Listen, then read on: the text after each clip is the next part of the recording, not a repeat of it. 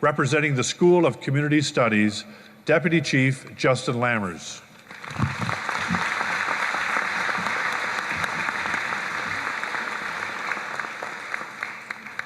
Thank you, John. I'd like to start by thanking St. Clair College for inviting me here today, President Patty France, the Board of Governors, the Alumni Association, all of the college staff that work each and every day to make this vision come true, and all of you graduating here today. I'm incredibly humbled to be up here right now delivering a convocation speech to all of you, as not so long ago I was in your exact seat. It was 2005 and I was enjoying the fruits of my efforts just as all of you are now. I was excited to be done school and even more excited to start the next chapter of my life. St. Clair College was a massive turning point for me, and I'll explain. I was the second and final child born into a family of 4, raised in a mobile home in a campground just outside of Dutton, Ontario.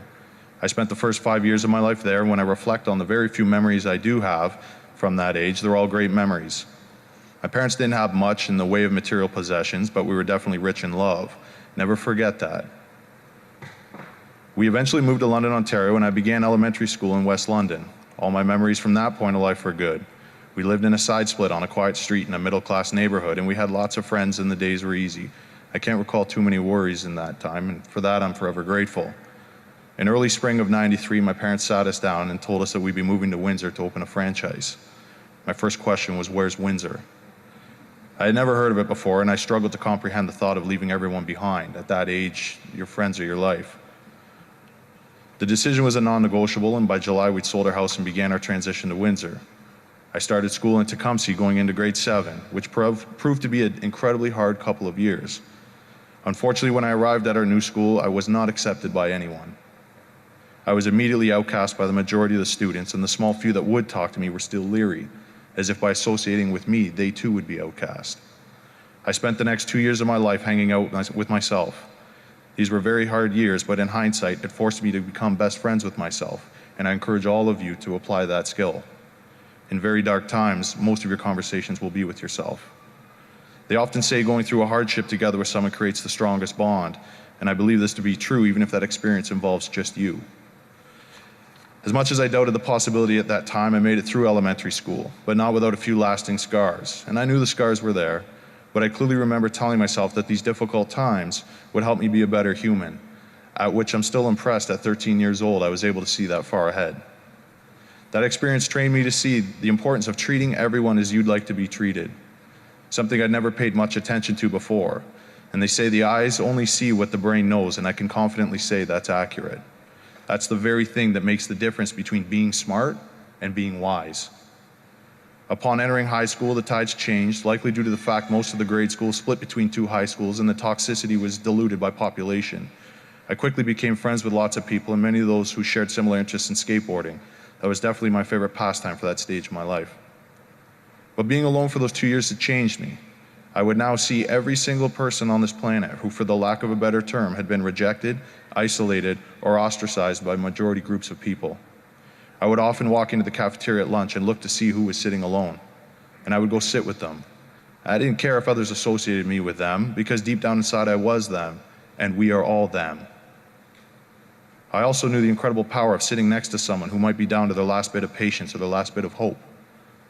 And that power far outweighs any repercussions that may come from making that decision.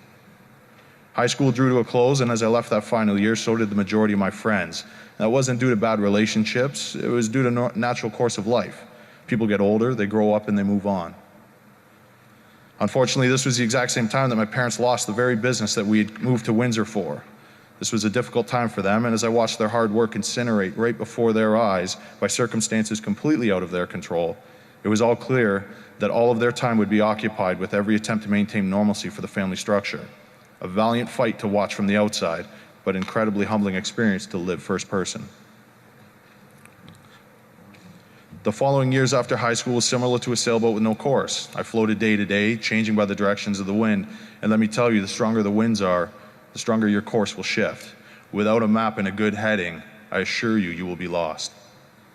I poked around at a few post-secondary options, and I even signed up for business at St. Clair College. After all, this was a logical step. My parents were always in business. But I dropped out before the first semester had finished. I didn't know what I wanted to do. I didn't know where I wanted to go, and I definitely did not have a plan. In everything you do, You must always have a plan. Early one winter morning, everything had changed for me. I was driving home from a night out with friends when I witnessed a car drive off the road into a ditch through ice and finally come to rest in 3 feet of water. I pulled my car over, I called 911, and I ran down the embankment to where the water started. I saw a man slumped over the steering wheel who was unconscious. After giving my location to the ambulance communications officer, I put the phone down and I ran through the water to the car. I opened the driver's side door and I pulled the driver out, causing both of us to go backwards and completely submerge into the icy water. I eventually dragged him up the embankment as far as I could, and as I was following the instructions of the ambulance communications officer, he opened his eyes and asked me what I was doing. Unfortunately, this man was heavily intoxicated, and I remember being so mad that I worried so much about his well-being, and all the while, unbeknownst to me, it was self-inflicted. But upon deeper thought of that night, the lesson that I learned that morning was the fact that I was willing to stop what I was doing to help somebody without a second thought. This is something I encourage all of you to do, especially our paramedic and nursing students here today. You kind of signed up for that. While the paramedics were tending to the patient, I stood back and I couldn't believe this was an actual job. I couldn't believe that you could get paid to come and help people in need. The satisfaction from helping people coupled with an honest wage, to me, this was the ultimate job. I signed up for pre-health sciences at St. Clair College and used their tutoring services to ensure I was going to be accepted into the paramedic program. I was accepted the following year, and from that point on, it was an all-or-none principle. I was going to succeed and there was no other option. I encourage all of you to continuously seek out and utilize every resource that is available to you at each stage of your life. Those resources are there for a great reason. During my studies, St. Clair College stood behind me. They offered the resources I need to get the job done, and the instructors took their time to educate and facilitate my learning. And although I didn't realize it at the time, looking back, it's all clear. This was a system that would give you everything you needed to succeed, and all you had to do was live up to your end of the bargain, and that was to show up and work hard. This is no different than the working world you're about to enter. If you want to find job satisfaction and be a part of something bigger, you must show up each and every day and work hard. Nobody is going to hand you something that's not earned. This was a key point when life took a different course for me. I had now found the confidence to tell myself I can do better and I could achieve goals I set my mind to. I can honestly say I had found my passion and finally had a plan, and there is so much truth when St. Clair College says, start here, go anywhere. Within the first year working as a paramedic, I looked at the management structure and said to myself, I want to be a part of that. Whether I realized it or not, once again, I started making small goals for myself to get into that team. I put myself into positions where I could learn, challenge my comfort levels, and grow. I promise all of you here tonight, this morning, if you're nervous about doing something or you're scared to jump in with 2 feet, it's only because you lack experience in that area. And the beauty of lacking experience is that experience is free. All you have to do is show initiative, raise your hand, and step up in times when most will remain quiet. Don't be afraid, you will survive, and I promise you will come out 10 times stronger. The funny thing about challenging yourself is that not many will do it. They will get in their comfort zone and they will stay there for the remainder of their lives. By this very principle, the more you challenge yourself, the less competition you will have. And when you start your careers, you're going to be nervous. You might ask yourself, what am I doing here? You might be afraid that someone will find out you can't do it and you shouldn't be in the spot you're in.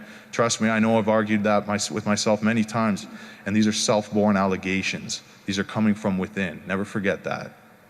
And if you're lucky enough, some people will even ask those questions of you. They'll cast doubt on your capabilities and disregard you as a worthy contender. It's critically important that in these difficult moments, when your character is being tested, you block out that static. I define static as all the things that are done and said in the course of a day that offer no value, have no purpose other than to bring you down or cast negative energy into your world. Static will suck up much of your time if you choose to listen to it.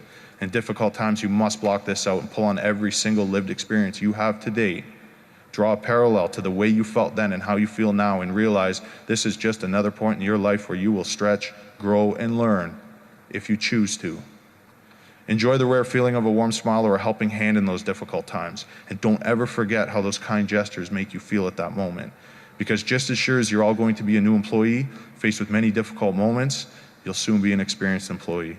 And someone just like you today will look up to you for a warm smile or a helping hand in that moment. And if the opportunity ever presents itself, sit next to them when you see them eating alone at the cafeteria. Enjoy today. This is your day. You earned it. Congratulations to all of you.